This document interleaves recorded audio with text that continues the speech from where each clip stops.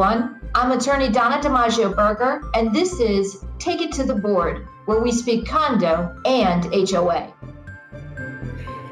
So today's guest is Nicole Johnson-Pendergrass, and I am super excited. I have known Nicole for years. I am excited to get her on. She's going to bust all the myths that are associated with certified public accountants. So stay tuned. Nicole is the Director of Operations at Hafer Certified Public Accountants and Consultants. She's got offices in Palm Beach, Naples, Miami, and Orlando, Florida. She's a member of the Florida Institute of Certified Public Accountants, or FICPA. She served on the Common Interest Realty Associations Committee and teaches various accounting seminars for CIRA managers and board members. Nicole has always been active in community activities, particularly those that support underprivileged children, such as the Voices for Children of Palm Beach County organization. She's also served as the campaign manager for the 2008 Women of the Year campaign for the Leukemia and Lymphoma Society. On a separate note, I can tell you she hosts one of the most fabulous Christmas parties I've ever been to. She had Santa come. Maybe we'll have time to talk about that later. But Nicole, welcome. I'm excited to talk to you. I do want to say I've known you for years, and I don't think I've ever asked you where you grew up and where you were born. Yes, I'm originally from New Jersey. I moved down here specifically for this job. I got recruited by Mr. Hafer, and I came down here when I was 28. So best decision I ever made. Well, I'm gonna hop right into it because this is an audio, and you don't have the benefit of seeing Nicole, but she is beautiful, a beautiful blonde powerhouse. And how did you came down at 28? How did that work against you in terms of getting clients, or did it work for you? It actually worked for me. I love accounting. And when I was working up in New Jersey, it was the best thing I ever decided to do was go into accounting, graduating from college. And then when I got recruited by Mr. Hafer, I came down here and I love this industry. I love meeting so many different people. Most accountants like to be behind the desk. I don't. I like to be out there. I love my work, but I love the board members. I love all the different people I meet, the attorneys, the insurance agents. Every day I wake up and I love what I do. You certainly don't fit the mold because you're right. Most people think about accountants and they think introverts, people who relate more to numbers than to other people. But I mean, I remember the first time I met you at a panel and I said, wow, that's the CPA? I'm impressed. I felt the same way about you. That's why I was like, oh my God, she's an attorney with personality. A mutual admiration society. So let's jump right into it. A lot of the questions we get, we're dealing with community associations, and the vast majority are not-for-profit corporations, right? But these communities do have incidental revenue sources. That can include revenue coming in from a rooftop cell phone, a lease for rooftop cell towers. It can be rent coming in from a home or a unit that the association owns. It can be transfer fees. How do you, as an accountant, I know that a lot of times boards get confused and say, well, not-for-profit, we're not supposed to have this additional income. What are the tax implications of that additional income? And does it jeopardize their not-for-profit status too? That's a great question. A lot of it came up last year too through the COVID. People were calling us, what are we? What are we, our status with the IRS? So the first thing is that, yes, in the state of Florida, you're a not-for-profit for that. But for the IRS purposes, you are a profit organization. So it depends on the association also. Some of them are cooperatives, which they are really an 1120. They are a corporate return. They file like a regular corporation. Homeowners association and condominiums, I would say probably 95% of them fall under the 1128 homeowners association tax return. It is a profit organization with the IRS. However, they do have something called a Section 528, which makes them exempt from certain income. Maintenance fees, reserves, anything capital, anything that comes from the members is exempt. So it's not taxable. But the other things you brought up are perfect examples of what is potentially taxable. We have associations that have antenna roofs, that they actually get income from cable companies. That is potentially taxable. Other types of revenue, laundry income. Anything that is not actually coming from the members is something that is potentially taxable. What we try to do is offset that with expenses, or we came up with some creative ways in the past. For example, we had an association that sold basically in an easement, and they received money from a third party. Well, we said, isn't that really capital to the association? They're giving it back to their members and using it for capital. So as long as that's being done and the proper way the attorneys set up how they do it, they can actually be where it's not a taxable event. So associations really need to sit down with their professionals and get advice on how to do it, and can they get ways of not paying tax. Yeah, I imagine that comes up too when I have some communities, Nicole, where they've acquired additional parcels of land. Maybe they've used it for overflow parking over the years. And then over time, they say, we want to sell this parcel. So I imagine that's also a taxable event. And listen, I'm an attorney. I always say, speak to your accounting professional. I'm very much in favor of staying in your lane when it comes to that. And me too. And we would be in that situation. We would look at it. Is it really capital? But then the ways that it has to be done, we have to bring the attorneys in, because I'm the same way you are. We can only go to the accounting aspect of it. When they start getting into, well, can we legally do this? We always bring in our attorneys, because we are not attorneys. Very smart. So I have to ask you, the Florida legislative session, in Florida, we have a 60-day session. I always say, thank goodness, because imagine what could happen if they were seated year round. This was a particularly active year this year. We were monitoring at our firm more than 24 bills. And I want to ask you about one particular bill. And I think you know which bill this is. This was the bill that would have allowed associations to invest their operating and reserve funds through the use of a financial advisor. Now, that bill didn't pass, and we were opposed to it. I am assuming that FICPO was opposed to it as well. But what did you make of that they could invest these funds? I mean, inconceivably, they could lose these funds. I was terrified. I feel the same way you do. First, what I tell my boards is, this isn't your money.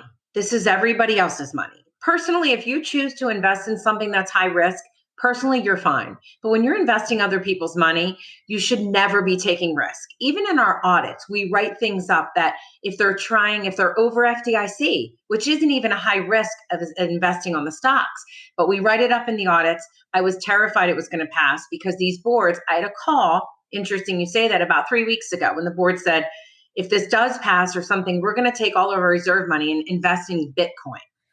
Oh, my Lord. I almost fell to the ground. I said, do you know what kind of risk you're taking? Well, the people are getting great returns. I said, first of all, you have nothing tangible.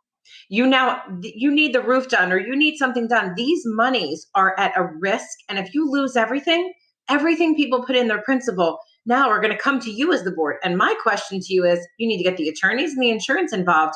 Are you protected as a board member investing in something that's high risk? So I'm very grateful that it did not pass. I hope that it doesn't even come back around in a few years, because we always recommend, yes, there's nothing wrong with investing in low risk CDs, CEDARS program, insured savings accounts, things that, yes, the interest is low, but you're not out there trying to make big interest. You're trying to sustain the association financially secure.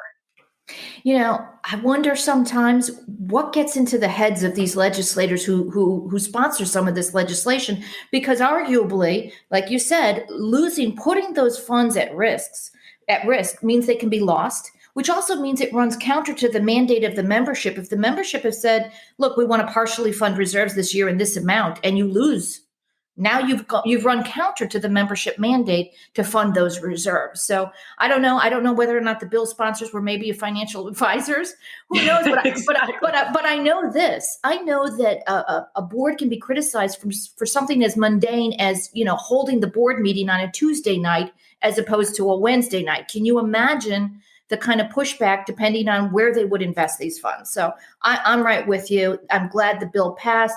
I do hope that, legislators in every state need to recognize that people living in these shared ownership communities typically represent a very significant percentage of their population. So reach out to the people in this industry and actually get some input before crafting legislation that can really have create an upheaval. Absolutely. And I do see where sometimes there are people that in these communities are trying to get on the board because they are financial advisors. They see a lot of this money. Some associations have millions of dollars in reserves, and they say, oh, get on the board. And they try to convince them saying, this is a great investment. We're going to make a great return. But that's not the case. It's high risk that you might be in a great market right now. 3 months down the road, the stocks go down and you've lost principal. So it's not a good investment in the sense that it's not your money. So perfect segue. So private residential communities, they can't function without the assessment stream that funds their essential services. This is why realistic operating budgets and adequate reserve funding are so crucial to a community's long-term success. But in my experience, a lot of communities don't get this right. For years, we've seen boards and members basically vote to waive the reserves year after year. Eventually, they'll have to pay the piper, right? I guess I would say to you, ask you, Nicole, what would you tell a community during the planning stages to help them get their operating budget correct and their reserve funding properly done? It's a great question. And too many associations aren't financially solvent. They think they are, and they say, well, we'll just special assess down the road. Well, you don't know what's coming down the road. You don't know if we get in a bad situation like COVID last year. For years, I've been telling my associations, you need a contingency in the operating. You definitely need to have something there if something comes up unexpected. And they've told me for years, it'll never happen. What's going to come up? Well, last year was the worst thing that could have happened. And it did set them in that situation of, closing down their common areas. If they had a restaurant, closing them down, the gyms, not having enough in their contingency or in their fund balance to sustain those things they had to do by, sanitizing more, hiring more staff. So I tell them, you really need to, especially if you're a new community, it's the perfect time to build up that fund balance. And then the reserve side, it's such a battle out there with associations. And I think I'm getting more and more educating them more on the side of why they need them. And I hear too many times from people that, well, I won't live here when we need to do the roof, or you're not paying it for when it's coming due. You're paying for the time you're living there. And I think people fail to realize when they get into a condominium living versus a homeowner, not even a homeowners association, but your own home, that you're putting away for that roof when it comes due. You're not saying when it comes due, oh, I need to make sure I have the $10,000 at that point. You're saving for it. You're saving for that paving that needs to be done, and you're paying your portion. And, they say it doesn't come up, but I see it in a lot of associations that the ones that have that fully funding reserves or even partially funding, people want to live in those communities more because they say, I'm less likely to have a $20,000 or $30,000 assessment. So I always say when boards are starting their budget is looking at from a business standpoint, not from a personal feeling standpoint. Well, I don't want to raise the dues because someone might not be able to afford it. But you have to look at it, how do I run this corporation? Run it financially solvent. If you own your own business, you would be making sure you had reserves set aside for things that happen, especially if you own the building. Treat it like a regular business, and you would have different feeling of raising those dues and funding those reserves. I couldn't agree more. And I think it's about also staying competitive. There are new buildings and new communities going up every other week. Okay. We're seeing a lot of activity around the country in terms of multifamily communities. What makes you competitive? Well, certainly maintaining the infrastructure, maintaining the building, maintaining the grounds, but also maintaining it financially. And you're absolutely right. I think our purchasers are getting more and more savvy. I know that if I was looking to buy another home or a vacation home, one of the things I would absolutely be looking at and scrutinizing would be the operating budget and whether or not there were reserves for all the reasons you just said, which is, hey, if they've got fully funded reserves, that means I'm not likely as a new purchaser to get hit with a huge special assessment. Correct. I don't know that I ever told you my origin story in this industry, No. Nicole. But I'd love to hear it. my origin, and my husband Michael. So we were just out of law school, and we were moving into our first condominium. It was actually a townhouse, attached townhomes, but there was a condominium association, and it was. I think I mentioned this story in the intro to this podcast. But one of the things is we got hit immediately with a special assessment for the skylights, and then of course we found out our son was born, and 5 days later, he was 5 days old. The skylights just fell in during a horrendous storm. Found out that the former board president had absconded with the special assessment fund. So the work was never actually done. So this lets me segue into this question, which is sometimes reserves are not funded because people don't, the green banana crowd. I'm not going to be around for the bananas to ripen. I'm not going to be around to enjoy this. But the other aspect is sometimes you've got people who are afraid to have extra money lying around because they're afraid that creates a temptation for theft. So what would you say to kind of assuage those concerns, to say, hey, yeah, we can put certain checks and balances in place where you can have those fully funded reserves, and we can create a system where we can detect fraud. Great. And that's an interesting story. I never knew that happened to you. That's what a great segue into getting into HOA and condo world, because it does Absolutely. happen.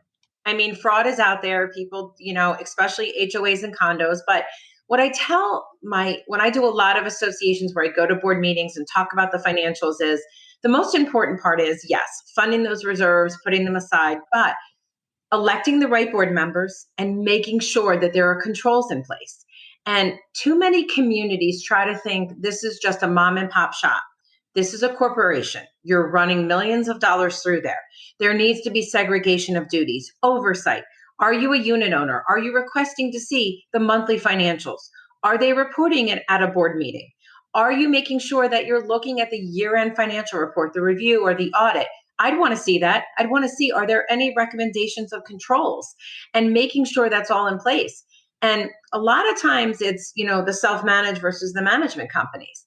And a lot of times boards come in and, they say, well, we can do it ourselves. The problem with it is corporations, you have so much as a self-managed property to do.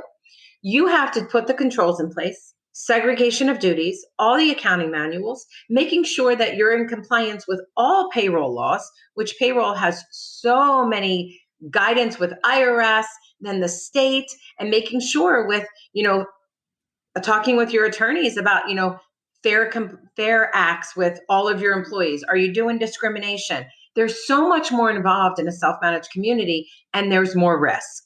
There's a lot more risk in the side of what you're bringing up with fraud, because if they're a self-managed property and the president's able to do everything and there's no oversight, yes, there could be a situation where a check is issued or they're doing something. There's not as much control in place. Boy, you touched on so many important issues. It's that level of informality that I find when a client comes to me with a legal issue. And you know what? It works until it doesn't work, right? Until you get sued. And then you realize that you're basically standing in a house of cards because the ground underneath you is not firm. Because we'll see it with contracts. No overview of the contract, signing $1 million, roof replacement without having it vetted. And then when the roofer walks off the job, there's nothing in there in terms of a warranty, there's no payment or performance bond in place. Or if there's a problem with the project, the warranty language is not sufficient. Or if there were damages created throughout it, there's not an incidental damages clause. So I do think the level of informality in some of these association operations is a huge contributing factor to the problems that creep up on them. And I 100% agree with you with the self-managed communities. And it's funny, everything I've been wanting to talk to you about, you're like, we're so in sync, because that was one of my questions, which is, how does your role differ when you're dealing with a community that is professionally managed by a large management company, or one that it just has their own direct in-house CAM, and then one that is completely self-managed, meaning not managed at all, just the board itself is divvying up. In the last instance, do you deal mostly with the treasurer? Do you deal with a president? Do you deal with an outside bookkeeper? How does that typically, I deal with treasurers, and sometimes I see treasurers who are really involved, and they think they're in there with the budget, and they're working on the financial statements, and they're working hand in hand. And then I have others where it's just really a name. They have the name treasurer, and they read off the treasurer's report, at the annual meeting, but really they're not involved throughout the year. Well, it's interesting you say that. So we do a mix of self-managed and management companies. And our low risk ones are the management companies. Now, I'm talking about the high-end professional ones, the ones that have truly the segregation of duties, not the companies that are the mom and pops, that the receptionist is the bookkeeper. But you're absolutely right. There are treasurers that their name is on there, and we try to do an interview for the audit, and we ask the questions, and they have no idea what's going on. We ask them if there are two signatures.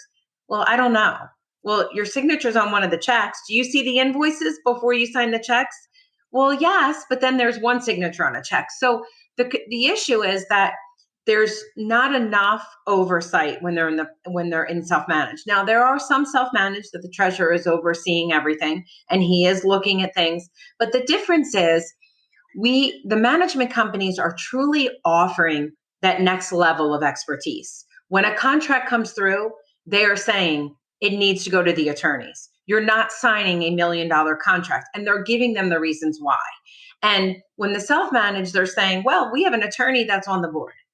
He's not a Florida attorney. He doesn't know this industry. You don't want to put a board member where he's the one approving that.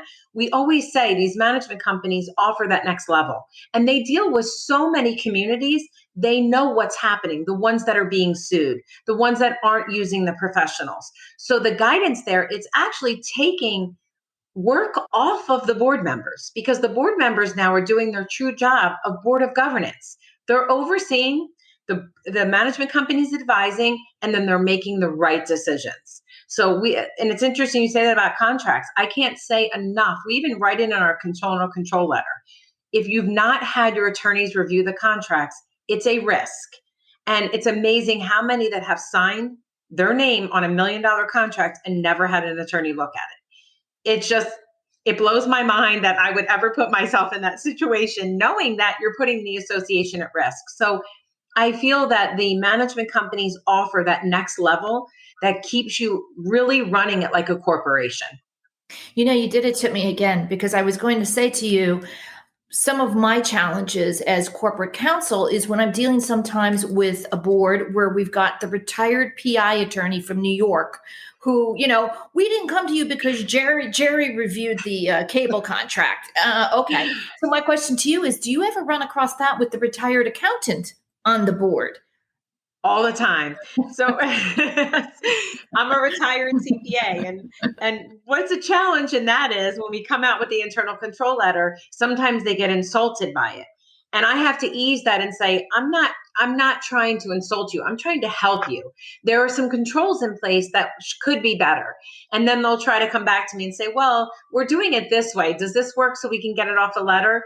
People need to take that internal control letter as a recommendation. It's a good thing. We're doing our job versus a negative that we're trying to make you look bad. We're trying to make you better, just like the management companies and the attorneys are trying to do. We're trying to make you a better community.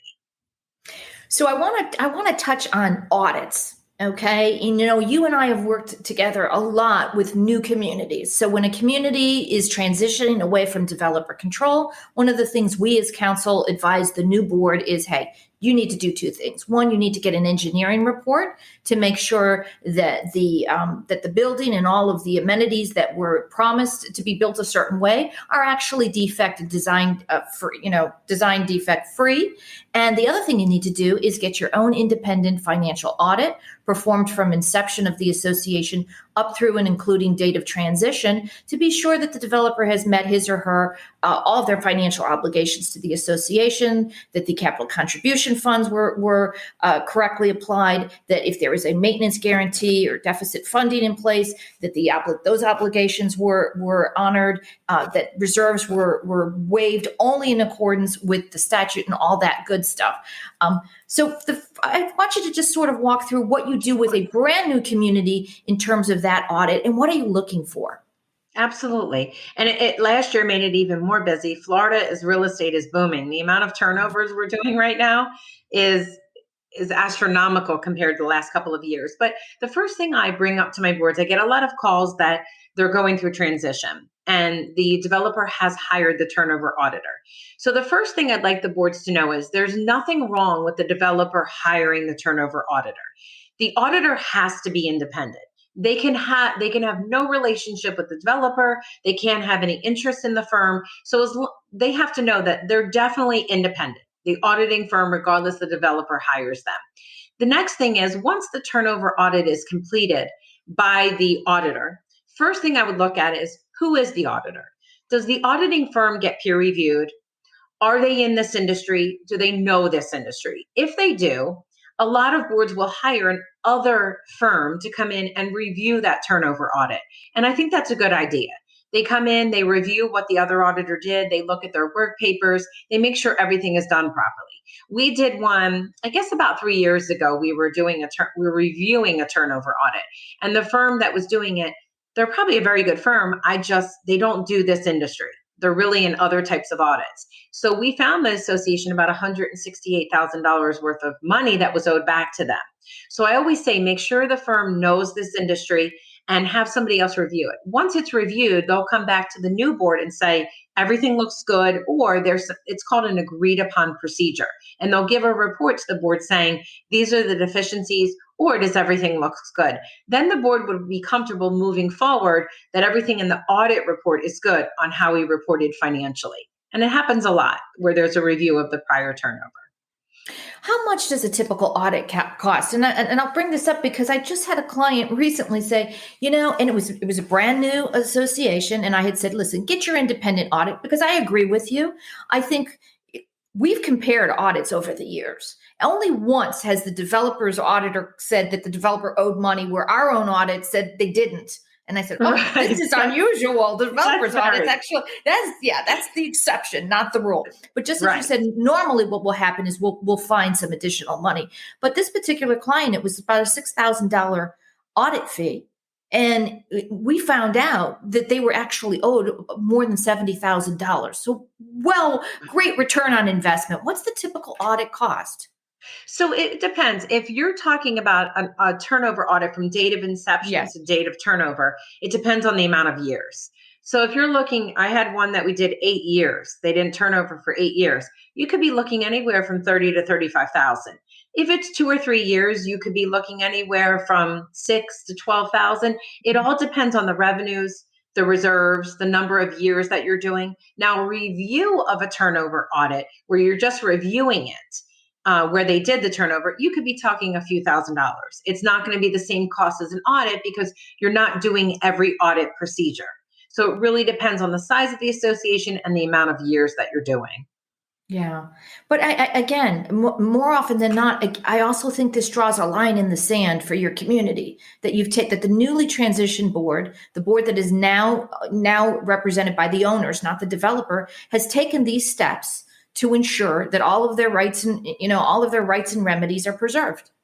I agree. And you're setting another set of eyes outside of who the developer hired to do the turnover audit. But that second set of eyes gives comfort to the community, also to the board. I would feel more comfortable. I hired somebody to review that. Then I could go back to my owners and say, I've done all my due diligence. I've gone to the level that I should have as a board member, and I feel comfortable moving forward. So I'm going to geek out a little bit here with you. And I've really always wondered this, your little notes in your audited financial statements. What's the amount of, first of all, what's the most you've ever done? Is it typical to have dozens and dozens of notes? I think lay people look at those notes like, there's something troubling or complicated here. We're going to put this little note here. Explain the notes to me. Sure, absolutely. So footnotes are based on materiality. Everything on your balance sheet should have a footnote for your cash position, your accounts receivable, if there's delinquencies, if you're financing your insurance, prepaid assessments, if you have a loan on the books, anything that's material to the financial statements. The reason I use the word materiality, and most people do not like that word, you talk to a board and say, well, that's not material. They don't want to hear that, especially in this industry. So you're footnoting anything that's material that a unit owner should be aware of. Litigation, very important that if there's any litigation going on, a unit owner should be aware of that, or a prospective buyer should be aware of that. Are there loans on the books? What's the interest rate? How long is that? And special assessments. Key to a footnote is special assessments. Is what is still ongoing? Are you allowing a payment plan? And then also the reserves. Reserves are actually required under the statutes. There's actually specific wording you have to put in those footnotes. And I'm glad it's in there because especially if they're a community that's waiving reserves, they should know that there's a potential special assessment. Did they have an engineering report or a reserve study? If they haven't, who put those estimated replacement costs together? The board. And it should be known to the owner. So if they say, well, we had a reserve study, so those numbers are pretty good, the estimates. The board did it. I'm a little concerned we're going to be hitting with a special assessment. Those estimates are probably not accurate. So folks, read the footnotes. Yes. This is important. The footnote, that the details are in the footnotes. So Nicole, I served on my own homeowners association board for 2 years. It was, God bless you. I know, I say it was the longest 2 years of my life because I did this during the day and then at night, and by the way, in my homeowners association, we were self-managed. We still are. We have been from inception. It's fewer than 100 homes, but we all had homework. I was the legal liaison, so I had the legal homework to do. But we had an outside bookkeeper. But let's say I was on the board and I'm interviewing accounting firms. Okay, what are some red flags that I should look out for during that interview? If you could walk me through that, what should I be looking for in terms of what the accounting firm is telling me and offering me? And are there any red flags that I should know about? They're really good questions because you should be, when you interview them, you should be asking the questions. First thing is you should get an understanding of the bookkeeping firm. Do they know Florida statutes? Do they understand the Florida statutes in regards to you must be on accrual-based accounting? You can't be on cash basis. Do they know the difference between cash and accrual?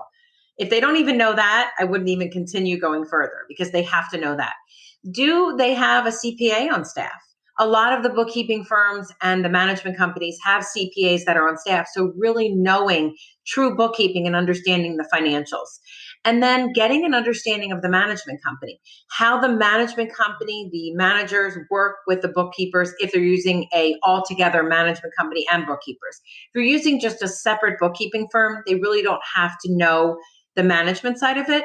But understanding who owns the company, understanding your bookkeeper, what's her background? Is she a full charge bookkeeper or was she truly just a receptionist that was promoted to doing cash basis bookkeeping? Knowing the coding, who's going to be doing the coding? Do they understand what program? Are you in TOPS? Are you in GenArc?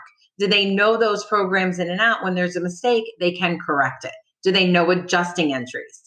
So many bookkeepers in this industry don't even understand adjusting entries. That's basic 101 in accounting. So asking those kind of questions to make sure they are getting the full advantage of a full charge bookkeeper. What you just laid out there, that little checklist, is so valuable. I'm actually going to save this Good. and write it down later because I like it so much. So I did want to ask you about technology. We've seen tremendous benefits for communities who embrace the use of technology when it comes to online voting and digitizing records for document inspection requests, as well as using emergency text for hurricane preparation and recovery. So what kind of technological advances has the accounting industry brought to bear in the community association context in recent years? So that's a really good question about the technology. So the first thing is many of our associations prior to last year were not up on technology. We had numerous times, part of our audit procedures are to look at their, IT, how things work, their firewalls, all of that. And are they paperless? Are they going to the electronic voting? And so many have been so hesitant. And I think because some of our board members are, some of them are in the older generation, they like the paper form. But last year that really changed. Many of my associations now are moving to the electronic voting. They're going to start looking into it, the paperless. Even on our side, prior to 2 years ago, we went to full cloud. We made the decision to go to being paperless, having our server located at other places, everything being scanned in. It was the best decision we ever made. Thank God, especially through COVID. But what people are realizing that now with people working at home, board members now can do things electronically. They can sign checks by being up at their home in Massachusetts. They don't have to physically be there. Zoom meetings. People are realizing we can do meetings through Zoom. It cuts back on their travel. They don't have to worry about being in person with people. The managers can do their job without always not having to be interrupted. Somebody coming through the door, not being able to do their job. I think technology has made us so much more efficient in this industry.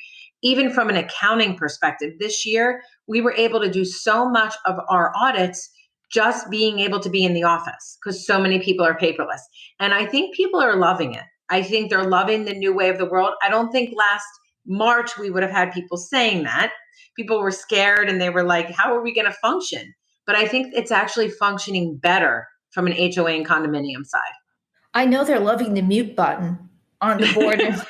I mean, I can tell you two things. One, they've reduced legal fees because in the past there's travel time. I mean, when we go out to, Correct. depending on where they're located, as attorneys, we charge for our time. So now I can, hop on a Zoom and there's not the hour back and forth ride. But I joke about the mute button, but I can tell you, Nicole, Really? I think I've attended well over 100 board and membership meetings since the pandemic began, and I've only had one or two where there's been disruptive conduct and mute. It's been a beautiful, beautiful thing as opposed to the past.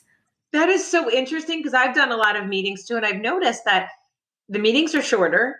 People are less likely to speak up. And it's interesting because the Zoom has cut down. People said the meetings have gotten better. And that's funny about the mute. I haven't seen that yet, but that's very interesting. Well, I mean, look, in the past, if I had a problem in a community, we had to have a sergeant at arms. The community would hire an off-duty police officer to stand in the room.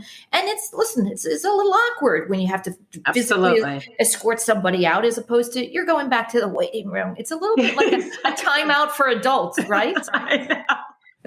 That's great. But it's much more efficient. And I think people are liking it. I do. Well, so I just have two more questions for you. One's personal, one's professional. We'll start with the professional. How do you maintain a close relationship with your clients? So I know as an accountant, you're gonna pop in for most of them towards the at the budgeting stage and then at the financial statement stage. But how do you maintain a close relationship throughout the year? That's really good. And it's interesting because we do about 700 associations. And one of the things that many of our clients have told us is your communication and your ability to be there 24/7. And we don't just have clients that call us in March, February. We're with them all year round. They're able to call us anytime. It can be last week, I got a call at 12:30 in the morning. I was up. I answered the phone. They were like, "We have a meeting tomorrow. We have a question." Wait, did you say 4:30? Did you say 4:30? 12:30 in the morning. 12:30. But I do take pride in the sense that my email and my cell phone is always on, and they will always get a reply. There is never a waiting time to get back to someone. And I feel that that might not be an emergency to me, but it's an emergency to them. And I feel you need to be available to your clients because they are what keep us successful. And getting them to be able to stay in the best position they are as board members to be able to answer those questions. So I think that's what sets us aside in the sense that I stay in contact with my clients all year round. I mean, I was telling, I think it's your assistant earlier, that I get probably 3,000 to 4,000 emails a day, and every single one of them gets replied to. Wow. You're setting the bar very, very high, but you're definitely an inspiration. But you're right about accessibility. And, when I was a young attorney, that was something that one of my legal mentors once said to me, which was, Donna, that board member may be a teacher, and she stepped out during a break to call. And that may be the only time that client has to speak to you. So you have to, and it's something I pass on to young associates in the firm right now too, which is, you may be in the midst of doing something when that call comes in, but you got to break away and you got to take that call. Yes. It's so important because your clients feel valued. They understand that you're taking the time. They can tell whether or not you're really paying attention and you're being there for them. And that's why you're set aside. So many people talk about you in such a positive light because you are that way. You give such great information to your clients, and people want that, and they want to feel important. And they are. They're a client. They should feel important. Absolutely. So last question. You're running this major accounting firm. You have two beautiful young children. How do you do it all? How do you balance it? I don't know. Maybe you sleep 3 hours a night and you still look well rested. I don't need to sleep much, but I have a great husband. He is exceptional in helping me and everything. And I have to say, I have one of the best staff. If I didn't have the people behind me, we would never be as successful. Everybody together is a team. We help each other no matter what it takes. And I think that's what makes a successful firm is that you all work together. And it's been wonderful. My kids are great. They just thank God I have my husband to help out during tax season. You're an inspiration. Thank you for joining me today. Thanks for joining us today. Don't forget to follow us on your favorite podcast platform and leave a review so even more people can take it to the board. Lastly, please visit takeittotheboard.com for more information.